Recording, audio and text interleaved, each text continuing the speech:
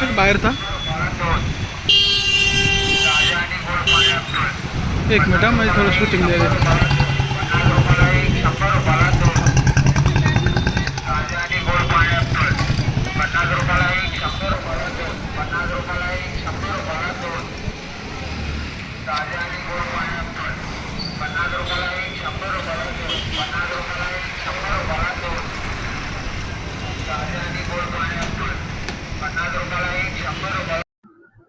Sir, अजून एक पूर्णवादी बँकेचा सुद्धा घोटाळा समोर आलेला आहे. काय अपडेट होतं आणि काय गुन्हे दाखल झाले, काय त्याच्यावर कारवाई झाली? पोलीस ठाणे कदीम जालना येथे काल CR नंबर 165/26 प्रमाणे सदरचा गुन्हा दाखल केलेला आहे. सदर गुन्ह्याची व्याप्ती मोठी असल्या कारणाने सदर गुन्ह्याचा तपास आर्थिक गुन्हे शाखेकडे वर्ग केलेला आहे.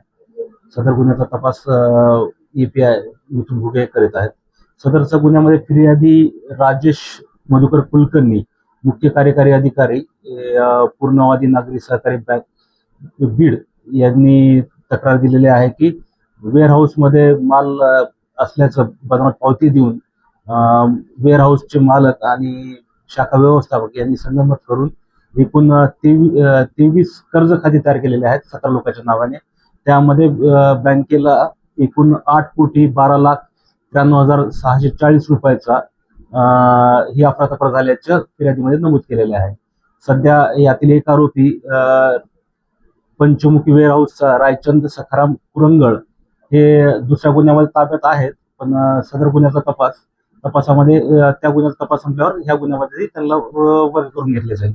पण दुसरा आरोपी आहे शाखा व्यवस्थापक पूर्णवादी बँकेचा शिरीष देवळे, हे एक आहे. त्यांचा शोध घेऊन त्यांना अटक करून त्यांच्याकडे तपास करणे बाकी आहे.